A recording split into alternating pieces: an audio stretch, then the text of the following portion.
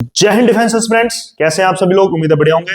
Defence aspirants, अब आपके पास सिर्फ 3 महीने बचे हैं और 3 महीने बाद आपका इंडिया का एग्जाम है। तो आज हम डिस्कस करेंगे इसके ऊपर कि आप 3 महीने में किस तरीके से अपनी तैयारी कर सकते हैं ताकि एग्जाम आप आराम से क्लियर कर सकें। आज हमारे साथ हैं विवेक सर, जो कि आपको सारे डाउट्स को क्लियर करेंगे कि 3 महीने के अंदर आप कौन कौन से चैप्टर्स को पढ़ के अपना मैथ्स का पेपर क्लियर कर सकते हैं, इजीली क्लियर कर सकते हैं। और अब हम क्या करेंगे, 3 महीने के अंदर आपका जो विद इन 2 मंथ्स के अंदर हमारा क्या कर रहा है, अभी क्रैश कोर्स चल रहा है जो कि मंडे से स्टार्ट होगा और हमारे यूट्यूब पे लाइव रहेगा, जो कि फ्री ऑफ कॉस्ट होने वाला है। तो आप लोग इसे देख सकते हैं। इसमें क्या क्या कौन कौन से चैप्टर्स कवर होंगे वो सर आज हम सर जो है आपको बताएंगे। सर प्लीज बताइए। ठीक है, जय हिंद स्टूडेंट्स। तो जैसे सर ने बताया कि हम मंडे ऑनवर्ड्स हम क्रैश को स्टार्ट करने वाले हैं फॉर एनडीए मैथमेटिक्स 2026। तो उसी के बारे में मैं थोड़ा सा डिटेल बताना चाह रहा हूँ। तो चलिए, तो जैसे मैंने बताया हम क्रैश को स्टार्ट करने वाले हैं फॉर एनडीए 1 2026। तो सबसे पहले आपको ये जानना जरूरी है कि किस क्लास से सबसे ज्यादा क्वेश्चंस आते हैं। तो पहले आपको पता होना चाहिए क्लास 11 से ज्यादा क्वेश्चन आता है या क्लास 12 से आता है। तो आप देखोगे क्लास 11 से अप्रोक्सीमेटली 70 क्वेश्चंस आते हैं on an average, and class 12 से 50 क्वेश्चंस आते हैं। ठीक है, इस बार तो और भी ज्यादा था। क्लास 11 से 74 क्वेश्चंस आए थे और क्लास 12 से 46 क्वेश्चंस आए थे। इसका ये मतलब है कि अगर आपने क्लास 11 की अच्छी से तैयारी नहीं की है तो फिर क्लास 12 को की सब्जेक्ट्स पढ़कर, मैं क्लास 12 में सिर्फ जो भी आपका कॉन्सेप्ट्स है या जो चैप्टर्स है उसको पढ़कर कुछ नहीं होने वाला है। तो मेन आपका जो फोकस होना चाहिए वो क्लास 11 के चैप्टर्स में ज्यादा होना चाहिए। ठीक है, आगे अब हमें पता होना चाहिए कि सेक्शन वाइज किस किस सेक्शन से कितने क्वेश्चंस आते हैं। तो जो सबसे इंपॉर्टेंट सेक्शन है दैट इज अलजेब्रा, जिससे 35 से 40 क्वेश्चंस आते हैं। अलजेब्रा में कौन कौन से चैप्टर्स होते हैं?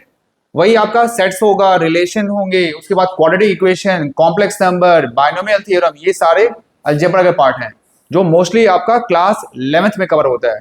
क्लास 12th में अलजेब्रा का सिर्फ एक ही चैप्टर है that is matrices and determinant. सबसे important section algebra, 35 to 40 questions only from this section. Second जो most important section that is calculus, जिसमें 30 क्वेश्चंस होते हैं। अब कैलकुलस में आपको पता ही होगा लिमिट्स, कंटिन्यूटी, डिफरेंशिएबिलिटी वगैरह वगैरह चैप्टर्स होते हैं। इससे 30 क्वेश्चंस होते हैं। आजकल इसका वेटेज थोड़ा सा और कम हो गया है, 25 क्वेश्चन के आसपास आता है। ठीक है, तीसरा जो important section that is coordinate geometry, जिससे सिर्फ 10 क्वेश्चंस आते हैं। ये सबसे जो लीस्ट इंपॉर्टेंट सेक्शन है क्योंकि इसमें चैप्टर्स बहुत सारे हैं और क्वेश्चन सिर्फ 10 ही आता है। ठीक है, नेक्स्ट है vectors and 3D geometry.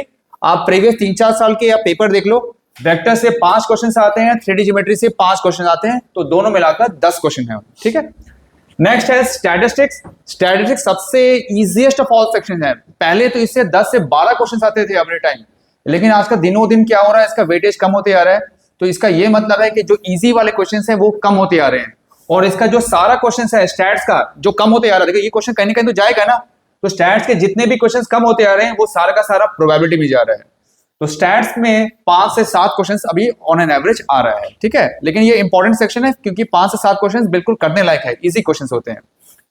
Next important section that is trigonometry, जिससे 15 से 20 क्वेश्चंस आते हैं।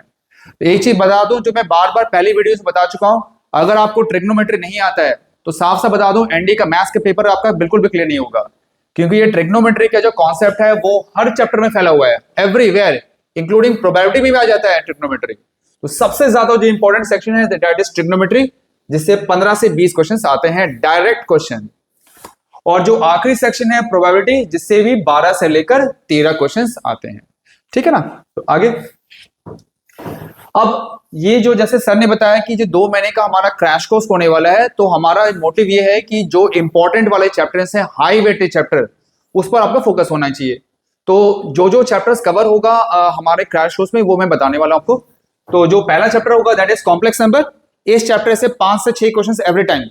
फिर नेक्स्ट है क्वाड्रेटिक इक्वेशन, इसमें भी रफली ऑन एवरेज 5 क्वेश्चंस आते हैं। नेक्स्ट सीक्वेंस सीरीज, जिसमें AP, GP and special series होता है, इसमें से 5 से 6 क्वेश्चंस एवरी टाइम पूछे जाते हैं। फिर है permutation combination, one of the most important chapter, 7 से 8 क्वेश्चन। उसके बाद बाइनोमियल थ्योरम, अगेन इसे से 5 से 6 क्वेश्चंस।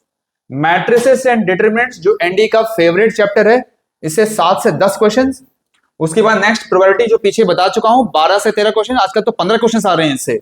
उसके बाद function, function is the core of mathematics, और इवन मैं बोलूं तो जो कैलकुलस का स्टार्टिंग पॉइंट है वो आपका फंक्शन है, इससे 7 से 8 क्वेश्चंस।